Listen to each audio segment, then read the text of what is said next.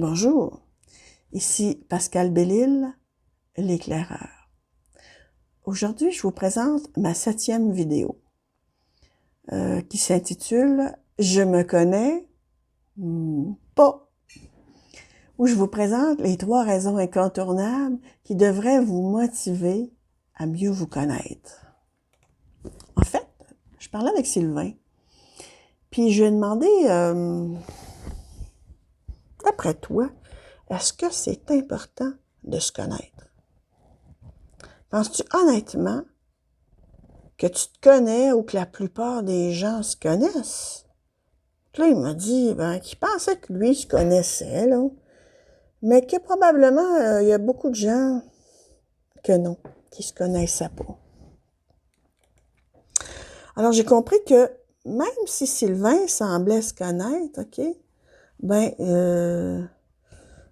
probablement que plein de gens s'étaient même jamais posé la question.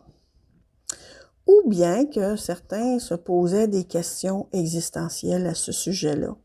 Alors, j'ai décidé de vous expliquer les 3 raisons incontournables qui devraient vous motiver à mieux vous connaître. Alors, la première raison, c'est pour savoir qui vous êtes. La deuxième raison incontournable qui devrait vous motiver à mieux vous connaître, c'est pour avoir une vie plus facile. La troisième raison incontournable qui devrait vous motiver à mieux vous connaître, c'est pour faire de meilleurs choix. Donc, après avoir regardé la vidéo, vous allez avoir des indices pour vous poser des questions sur la profondeur de votre connaissance de vous-même.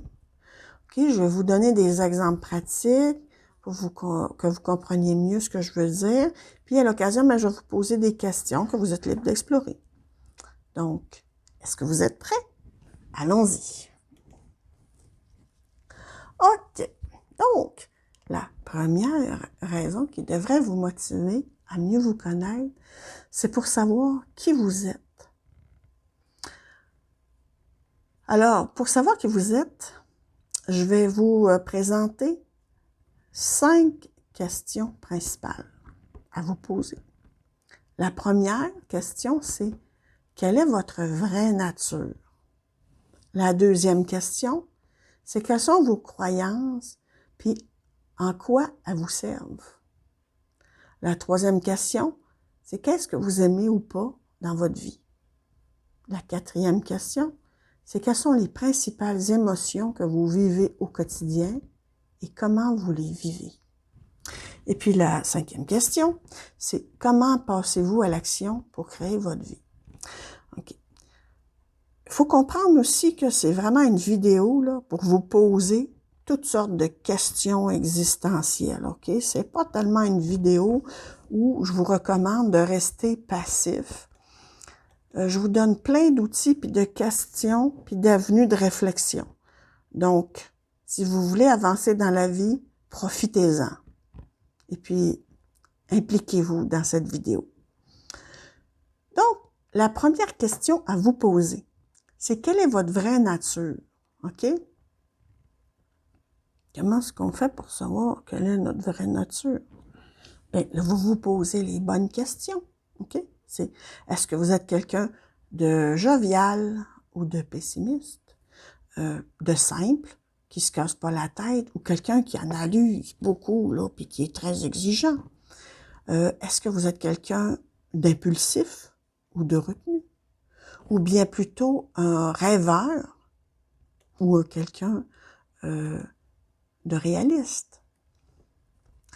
La deuxième question à vous poser, c'est quelles sont vos croyances et en quoi elles vous servent? OK? Donc, comment vous faites ça? Premièrement, il faut identifier vos croyances. Il faut trouver d'où vient chaque croyance. Est-ce que ça vient de vous ou ça vient des autres? Ou bien de vous et des autres, en tout cas. Vous me comprenez? Et aussi, l'autre question que vous explorez, c'est en quoi ces croyances-là vous servent dans la vie. Je vais vous donner des exemples de croyances. Par exemple, vous croyez que vous êtes dépendant. OK. Je suis dépendante et puis je suis pas capable de me changer. OK? Bon, donc vous avez une croyance d'impuissance, de limitation, puis un manque de confiance en vous. OK?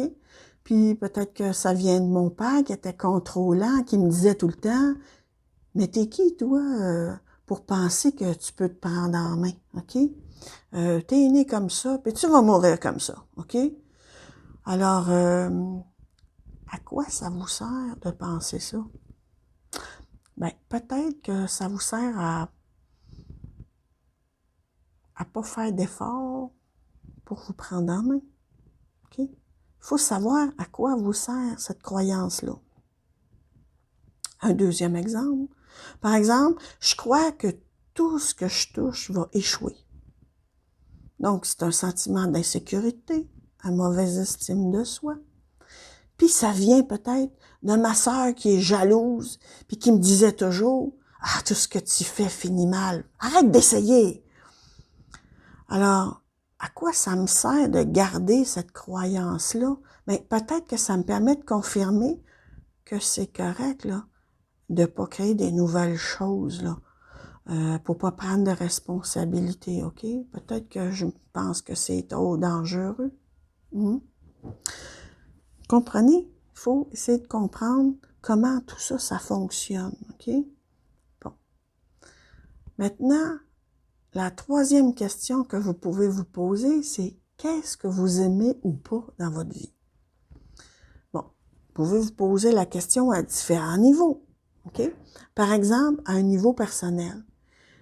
Est-ce que vous vous aimez assez pour prendre soin de vous ou non? À un niveau familial, est-ce que vous vous entendez avec vos parents, vos frères ou votre sœur ou pas? Une autre question au niveau familial, c'est est-ce que moi aussi je voudrais avoir des enfants? Je veux-tu former une famille plus tard? Au niveau professionnel, ben, est-ce que vous faites ce que vous aimez vraiment? Est-ce que votre environnement professionnel est épanouissant? OK? Donc, et puis au niveau social, vous pouvez toujours vous demander, toujours ce que vous aimez ou pas dans la vie, là, c'est est-ce que vous avez des amis de confiance ou pas? Au niveau financier puis matériel, est-ce que vous gagnez répond à vos attentes et à vos besoins? Maintenant, la quatrième question à vous poser pour savoir qui vous êtes, c'est quelles sont les principales émotions que vous vivez au quotidien, puis comment vous les vivez? Est-ce que vous vivez de la joie, du bonheur, de l'acceptation, l'épanouissement, de la tristesse, de la déception, de l'injustice, de la révolte, de la domination, de la lutte de pouvoir ou de la résignation, du rejet, de l'impuissance, la confusion, du déni ou la peur de la vie. OK? Ensuite, la cinquième question que vous pouvez vous poser pour savoir qui vous êtes, comment passez-vous à l'action pour créer votre vie? Est-ce que vous foncez sans réfléchir? Est-ce que vous hésitez sans arrêt puis vous repoussez à demain? Est-ce que vous attendez que les choses se fassent tout seul? Est-ce que vous calculez chaque mouvement que vous faites?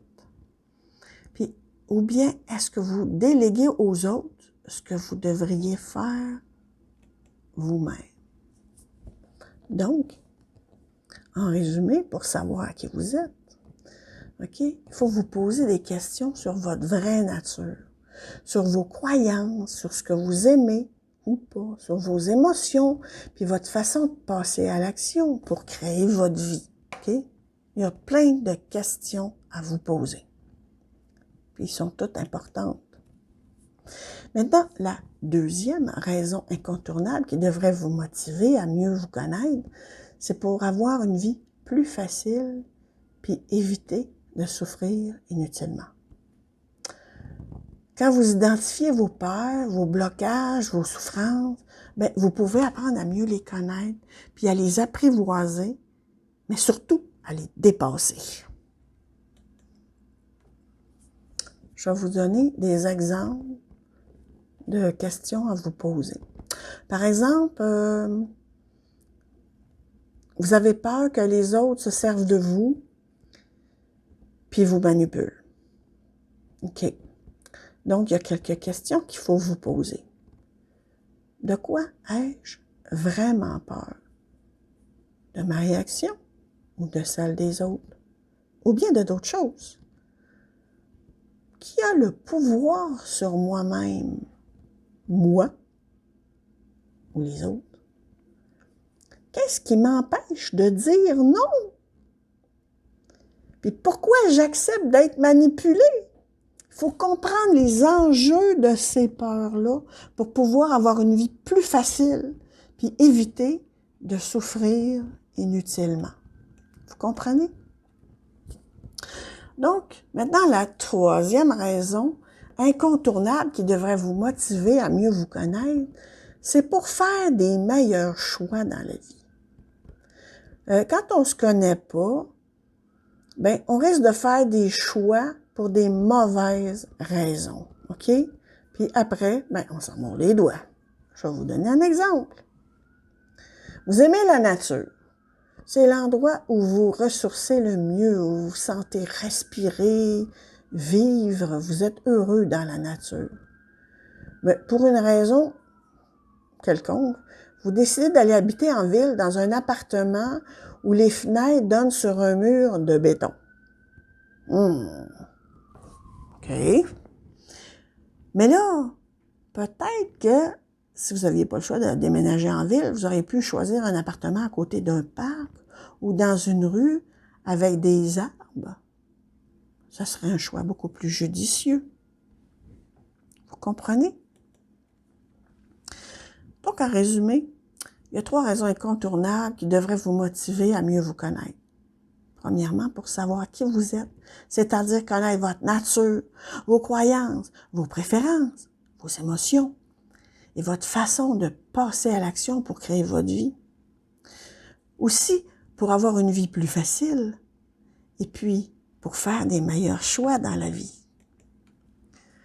Comprenez-vous que si vous connaissez pas, ben, vous risquez de stagner dans la vie, de perdre un temps précieux à courir dans tous les sens, puis vous risquez de passer à côté de votre mission de vie.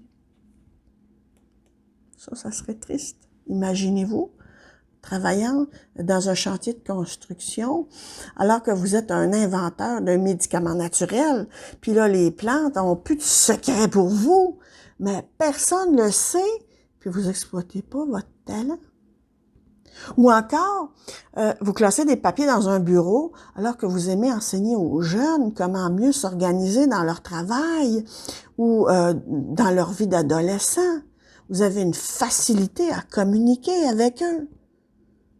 Ben moi, j'ai vu ça, du gaspillage de talent. Puis, vraiment, je vous garantis que vous devez vous sentir assez misérable dans ce temps-là.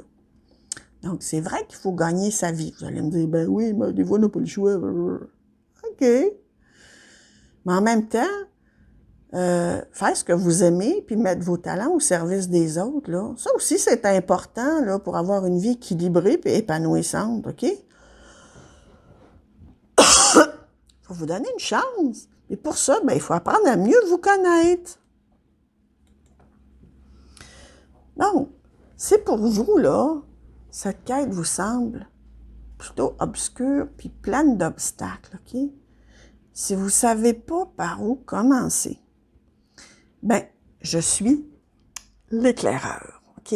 Je trace la carte de votre destin pour vous aider à identifier votre identité profonde, votre mission de vie, vos talents innés et ce que vous avez à apprendre pour grandir.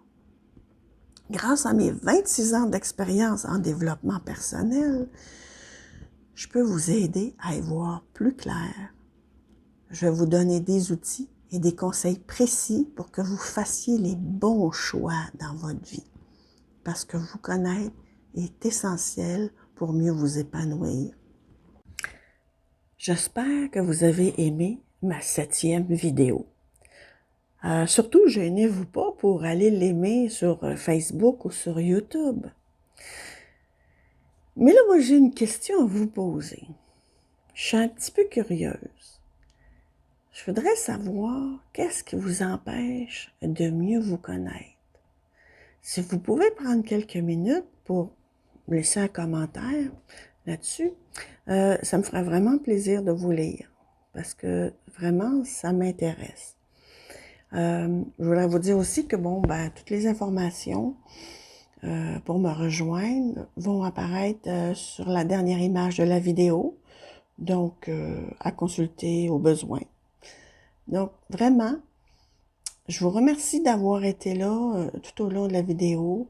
Ça m'a fait un grand plaisir d'être avec vous et j'espère que je vais vous voir dans la prochaine vidéo. Au revoir.